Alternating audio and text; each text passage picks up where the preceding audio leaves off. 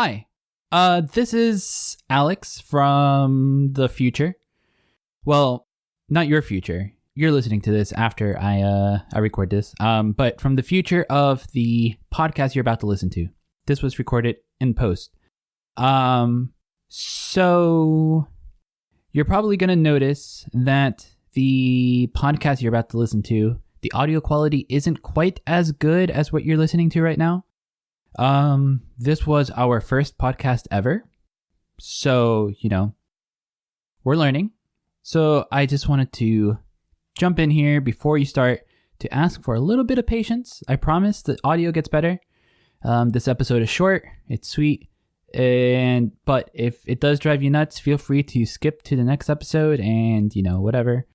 But if you can help it, don't, because there's a lot of good information here that I think you might be interested to hear. That's it. Okay.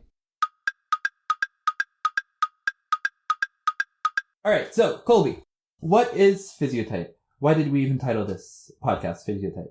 So, Physiotype is a method that we've come up with. I'm not going to say a science because it's yet to be a science. That's what we're working on in the background. Physiotype is a method of inferring behavior from facial features, gait, the way someone sounds, the way they walk, physiological traits, and also categorizing people into personality types, similar to the way MBTI does. And that's a very high-level explanation of Physiotype that we'll go into deeper, I'm sure. Is it safe to say that this is MBTI, Myers-Briggs personality types, just with a physical layer to it? I think it's safe to say that as a simple explanation. Yeah, this is Myers-Briggs because each of our physiotypes that we've created map to a mirror Myers-Briggs personality type. So it is the same thing. We go into more detail. We are very concerned with cognitive functions, the judging and perceiving functions. So yeah, I think that's safe to say at first, and then we can worry about the details as we go into this. Okay.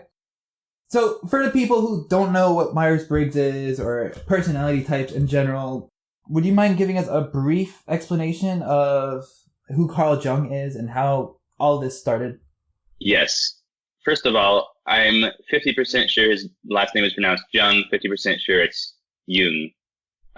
Doesn't really matter. But basically, I'm going to kind of give you a very brief history of MBTI in general. So it all started with Carl Jung. He was a psychiatrist who was active in the early 1900s. He wrote the Red Book, and in that Red Book, he mentioned cognitive functions. That's the main thing that he talked about relating to personality types. He actually didn't, even though Carl Jung is essentially the originator of MBTI, he actually didn't spend a ton of time talking about it. When you read the Red Book, you'll be surprised how little time he spends talking about these functions. And yet, MBTI is what we know it today, this huge, massive, extremely popular personality typing thing. So basically, he's the one who started it. Carl Jung, he's a genius. He's just amazing. If you don't know much of his works, you should read him, learn about some of his ideas. Super interesting guy. But he's basically, the original curator of personality typing. And then, so after that, I'm not a expert at MBTI history, so I'm just giving you this high level, basically correct version. Right. So sometime after Carl Jung, there was Myers and Briggs. So they were Catherine Cook Briggs and her daughter Isabel Briggs Myers, and they really created MBTI, and MBTI flowed from Carl Jung's model. And then later on, the person who popularized it probably the most in modern day is David Keirsey. He wrote the books Please Understand Me 1 and Please Understand Me 2. I'm not sure about Myers and Briggs, but David Keirsey, in his entire book, he never mentions the cognitive functions, NENI, FDFI, TETI, etc., which is interesting. So I think as history's progressed, as time has progressed, we've just moved further and further away from the functions, which I think is definitely not a good thing. So one thing that Physiotype tries to do right is we bring back the functions to the forefront. I mean, for the listener, it's safe to say we both are very invested in Physiotype in some way or another. So even though I'm the one asking the questions, I'm not coming from this as an outsider, right? I mean, you and I, we've talked about this frequently. No, exactly. We're trying it this way. We're trying the podcast this way to see if it's a useful method Q&A, and obviously you'll have as much to add as I do, but we'll see how this format works. This is a bit experimental, so I'm not too worried about one way or the other. I think what you said about David Kiersey in his book is very accurate.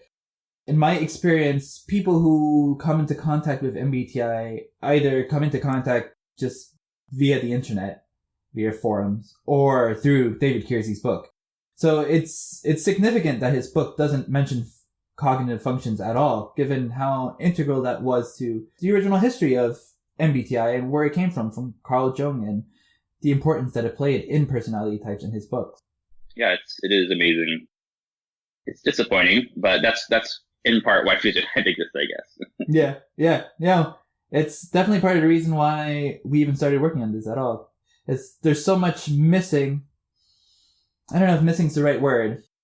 There's so much left to be explored in personality type that I think is very difficult to, or if not impossible to explore without integrating functions back into the equation. With all that said and done, what are personality types? So I guess there's, in MBTI, there's 16, right? Because you have introverted and extroverted as the first letter, and you have N or S, F or T, and then P or J, right? Right. So you have two options for 4, so it's 16. Do you think it's true? I mean, I would say that in Physiotype, we definitely disregard the introverted and extroverted a lot more than anyone else does, and that's the thing that we disregard the most, right? Yes, definitely, for sure. I think of all of the different parameters that MBTI uses, at least in my experience, introverted and extroverted parameters are the least influential, at least in the behaviors that we look at. Yeah, I would go so far as to say that they don't even exist. It's not real. So I think I'm a little extreme compared to you.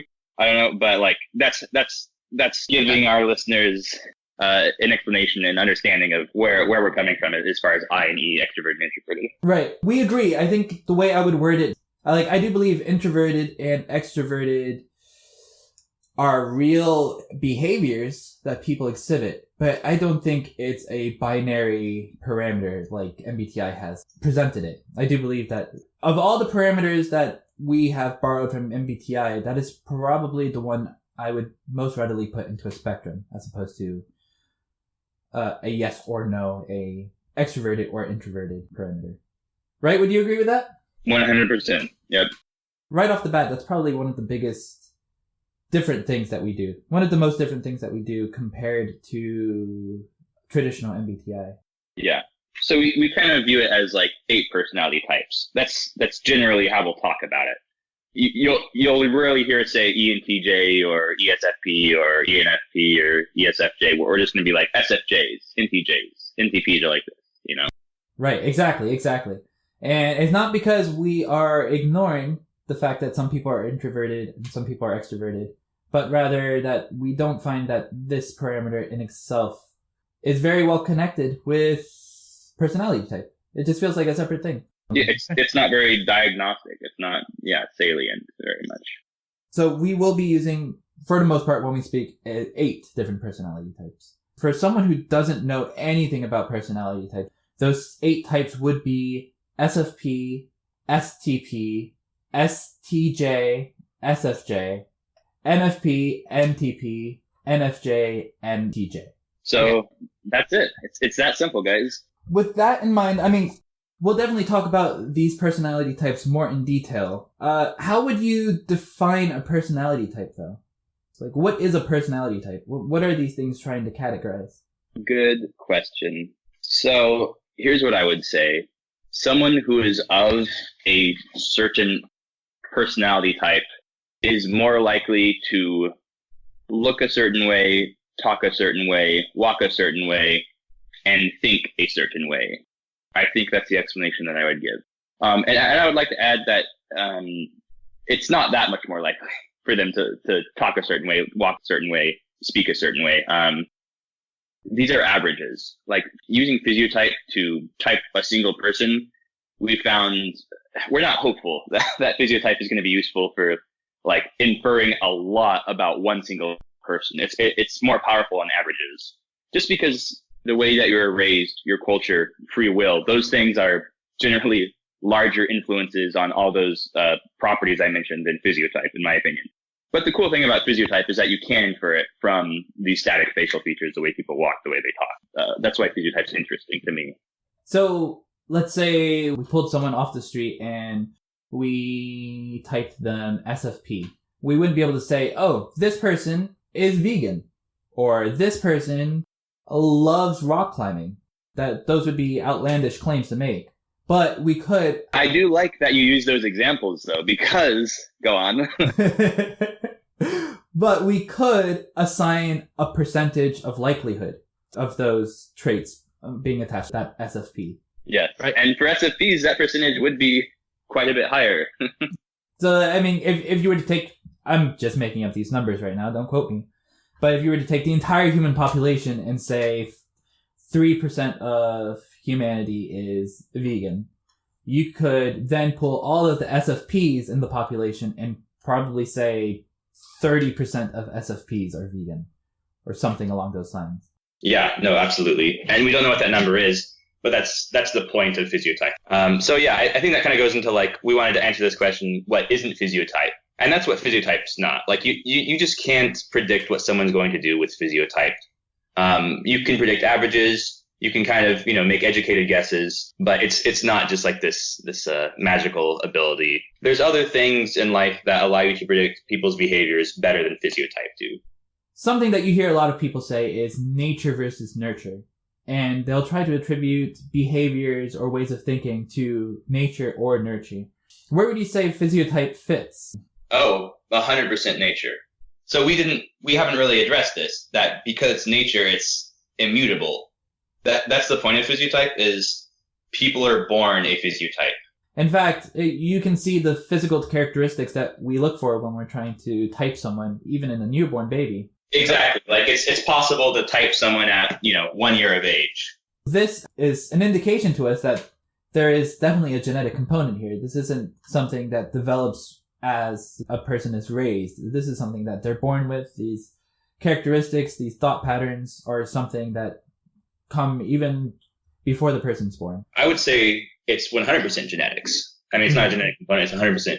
There's your actual base type, I suppose. We usually weight people. We say, oh, this person has TI, this person has low TE. And those things you can kind of control. Over decades, those things mold and they're malleable over decades. But your base type, it's like gender. I don't know if gender is a good example. Let me step back. Your base type is like, you know what I'm trying to say. I do. Physiotype podcast canceled after first episode. I think we understand. All right. What do you think? Do you think that covers all of the base top level information a person would need to know what Physiotype is? It covers it at an extremely high level. Yeah, like what it is. Do you think Physiotype is a pseudoscience? Well, Physiotype, I would say, is not quite yet a science because we don't have any published papers. For the traditional-minded and cynical listener, this may sound like a bunch of hogwash, and it's reasonable. But no scientific theory exists that wasn't at first someone's speculation. People notice things in nature. They say, I wonder if this is true. And then they test it and verify whether it's true or not. And so with Physiotype, we've been doing this for, I think, over 5 years now, at least roughly 5 years. Yeah, just about. We're still in that, this is really interesting. This seems true. Because neither of us are trust fund kids. We both work and we have busy lives. I'm uneducated. Alex has gone to college. Anyways, we're not scientists and we're both busy and we work. So we have been in this, I wonder if that's true zone for about 5 or 6 years. But we've also been actually we've been working on 2 or 3 different research projects for a couple years now. We're just very slow and unmotivated. But the fact that some listeners may think this is a pseudoscience, that's completely fair. And we're not making any like really strong claims here. What we're saying is this definitely seems true to me and Alex, but the science is out. But we'll talk about this later, some of our research projects that we're working on very slowly. I suppose I'm just trying to let the listener know that me and Alex understand that you need to test things to come close to proving hypotheses, and we're aware of that. So we're also creative, generative people, so we're okay talking about things that we haven't yet proved. Do you think I explained this well there, Alex? Yeah, no, I think that's perfect. I can't claim that this is a science because I have no proof that this is a science, basically. Yeah, and I think we'll definitely talk about some of our research projects. Hopefully this will lead to us getting a lot of subjects for those research projects. I think more than anything, that's probably the biggest advantage to going public with this stuff now, as opposed to waiting for later, is the fact that when people know about it, they're way more willing to help. And, to you, the listener, I'm sure there'll be ways for you to help in the future. Right now, though, we're still kind of on our feet, trying to figure this all out for ourselves. Yeah, no, I think we've done our best to explain at the very high level what Physiotype is. And hopefully during the following podcast episodes, people will get a better idea of exactly what it is. I can easily hear someone saying an argument of, why would we want to base anything on MBTI when MBTI has been, quote unquote, proven to be unscientific? MBTI, at least in a general psychologist, general scientist's mind, is very much a pseudoscience. So why would we even want to bother with MBTI? Well, I would say MBTI, well, what it stands for is Myers-Briggs Type Indicator. It really is talking about the test, the written test. So I would agree with those scientists and those skeptics that MBTI has been debunked. But that's because it's a self-administered test. You might take the test this way one day, and you'll take it this way another day. Also, the fact that, as we've said, the effect sizes of Physiotype or MBTI are very, very small. They're not extremely diagnostic. And so I think it's reasonable. Like, in a way, they're right. But that doesn't mean that there isn't genetics that cause certain people to act certain ways. And there's common packages of genes that result in types. And we'll talk about this later on. It's scientifically proven. I mean, you can't prove science. You know what I mean? There's quite convincing scientific evidence and papers already that static facial features can be used to infer behavior. So that would be my answer, I suppose. What do you think? I think that's good. I think an analogy that comes to mind immediately is, say, we had a geocentric model of the universe for so long, where the Earth was in the middle of the entire universe, and the entire universe revolved around the Earth. If at that point in time, someone had come along and was like, this is false. I have no alternative theory, but this is false, and here's the evidence why. He would be correct. But that shouldn't stop people from trying to find a more accurate model in which to use. So even if MBTI isn't scientifically correct, even if MBTI doesn't have the predictive power that we wish it had, that doesn't mean we should just completely throw it away and should just stop looking at any possibilities that there are personality types, or that personalities can be divided into 8 or 16 different subtypes. I think you said it perfectly. I couldn't have said it better. I completely agree. And I'll say this probably several times every podcast. All models are wrong. Some are useful. And I think Physiotype is wrong. And I also think it's useful. The same way you could say MBTI is wrong, but it's still useful. If it weren't useful in some sense, there wouldn't be the thousands upon thousands of people who subscribe to the ideas behind MBTI right now. Well, yeah, I somewhat agree. I mean, there's apophenia. People love seeing patterns where there are none. What about astrology? Like, we could probably agree that astrology is completely unscientific and not diagnostic at all. That's true. That's true. Millions of people subscribe to astrology. So I don't think I think MBTI has something for it, but I think the masses can be wrong at the same time. Okay. No, that's fair. I think that's a good analogy as well. If people have questions, if people have ideas, if people have feedback, if they loved what they heard, or if they absolutely hated it for some reason, where can they reach us, Colby? We have a subreddit now. Woo! Physiotype. PhysioType. Physiotype. Awesome. All right. Well, it's been a pleasure.